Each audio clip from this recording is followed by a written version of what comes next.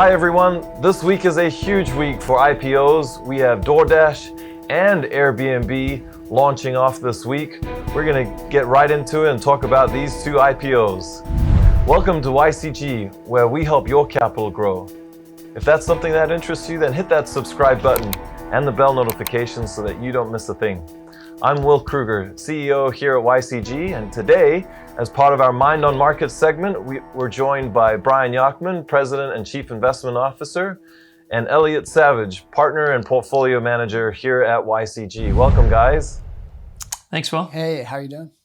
So we're talking about DoorDash and Airbnb IPOs, massive IPOs. Everyone's been talking about it really for the whole year. And here at YCG, we talk about investing in businesses that have enduring pricing power and long-term volume growth opportunities. We talk about network effects. And my first question to you guys is, when we look at DoorDash and Airbnb, do they have network effects that attract us? Yeah, so I would just say that for sure they both do have network effects, but that they're different in character. So Airbnb has global network effects. Essentially, like anytime the travel segment is totally global in scope, and so they get buyers and sellers around the world who want to contract with each other to rent out space. DoorDash, on the other hand, is a network effect, but it's very local in nature. So the buyers and sellers of that product only happen within a given market. So like New York City or San Francisco kind of thing. Yeah, and the only thing I'd add on that is, I mean, obviously, as you've already pointed out, DoorDash, it's a much weaker network effect. The other thing that I think DoorDash is trying to potentially do is sort of like a lot of these other companies where it's a land grab for users. They want to get as many users as possible to amortize and their cost base over, create some sort of a loyalty subscription-based type service, free delivery if you subscribe, and then they can have potentially pricing power on the subscriptions.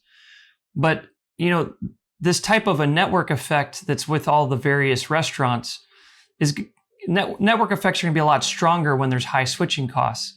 And if you have another network come in and it has much more of the restaurants that you're looking for, it's going to be very difficult to maintain loyalty with the subscription side.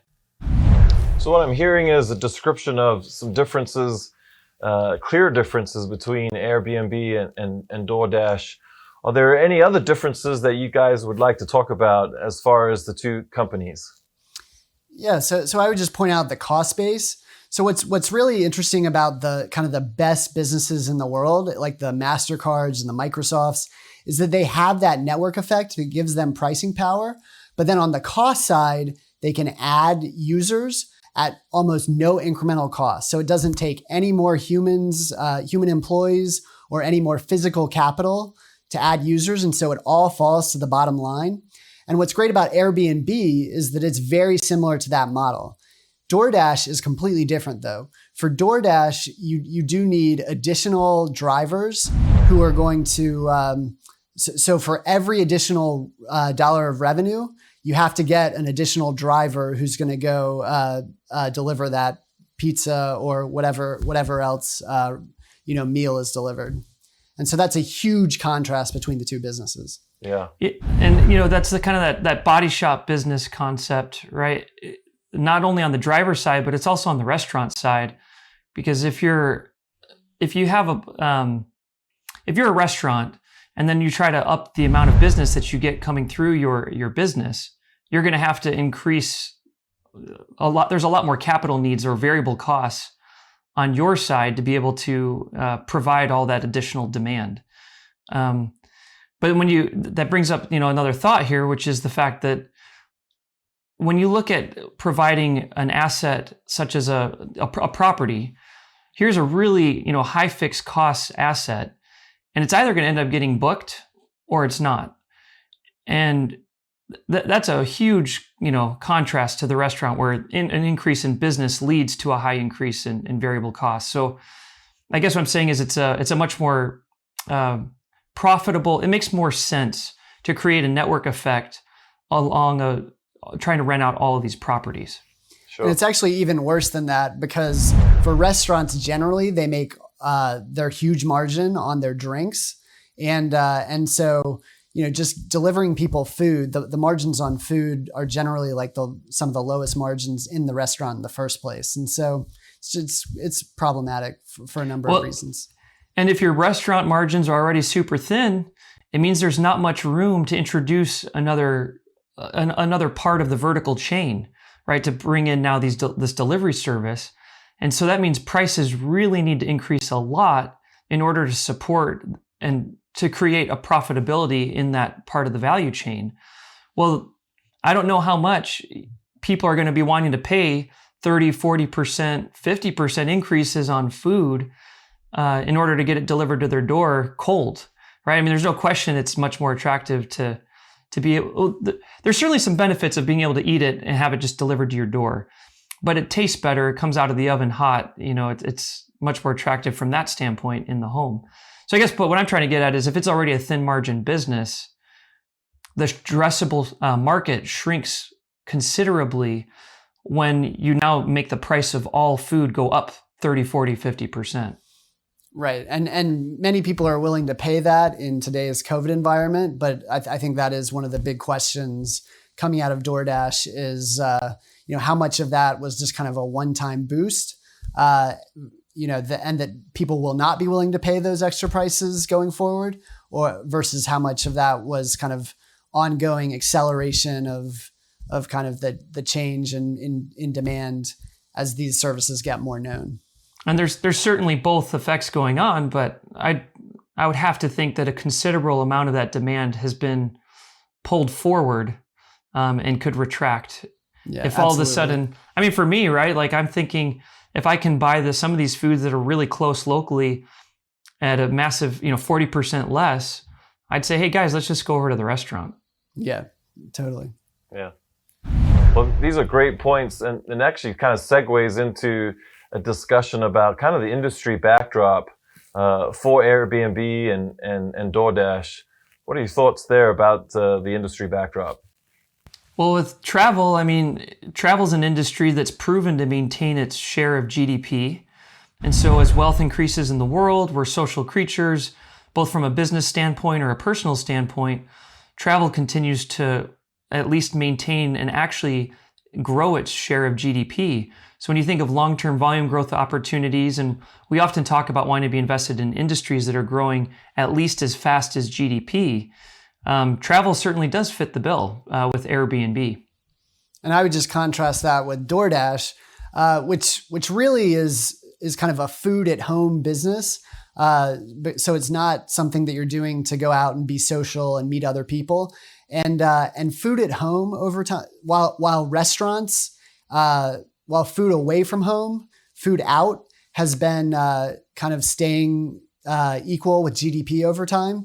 Food at home has been on a long-term decline relative to GDP, and we expect that to continue. And so we would say that the industry backdrop is much more favorable over the long term for Airbnb versus DoorDash. Yeah, for sure. So in both industries, competition is just super fierce. So let's talk about kind of the competitive dynamics with both of these industries that these two companies compete in. Well, DoorDash is competing against a lot of companies with superior distribution networks, right? Like Amazon and Uber. Right. And there's certainly an incentive there that they could potentially encroach on their business. So, I'm thinking about when I was talking earlier about trying to create maybe a loyalty effect and have a subscription business where you potentially have pricing power on the subscriptions. Well, what's to prevent someone like Amazon to say, we're making money elsewhere, let's use, as they build out their own infrastructure for delivery, they could maybe just enter in and say, we'll deliver for free, and form all of these relationships with restaurants across the country. There's a real risk, a real strong competitive threat.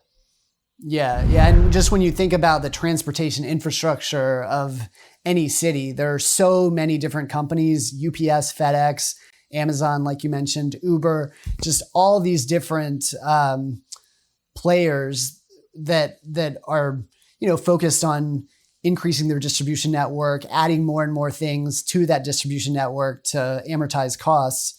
And that's just totally different from something like an Airbnb, where you do have some competitors like a Booking or a Expedia, where they do hotels, and now they've started to do more apartments and homes and things like that to compete with Expedia. But it's nowhere near as sort of fierce a competitive environment as it is for DoorDash, we would say. Great stuff.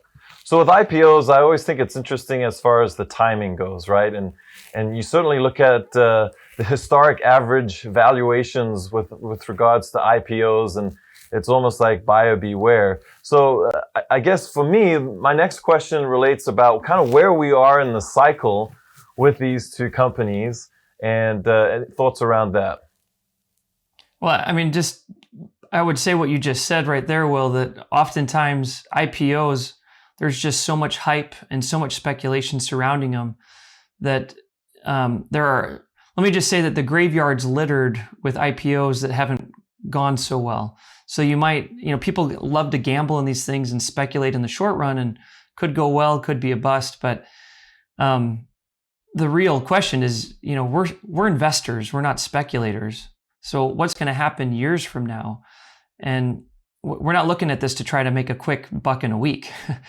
And so because IPOs are so richly valued, as we've been talking here, we've clearly shown that Airbnb in many respects does fit a lot of the things that we look for. So it is attractive. It is something we want to pay attention to. But I can guarantee you that the valuation is not going to be cheap. I've never heard of a cheap IPO. Yeah, and it's especially just given that we currently do own Booking, and Booking is a big competitor, but they're trading at a much cheaper price, and then they're also they have larger scale, much more profitable, and so our view is that we're already kind of exposed to that positive theme in travel. And so the question is Airbnb a superior bet? Exactly. Yeah. Well, this has been a great discussion. There you have it, folks. Our thoughts on DoorDash and Airbnb IPOing, both of them this week. We hope you have enjoyed this segment. Leave your comments below. Check out our other videos, and we'll see you in the next one.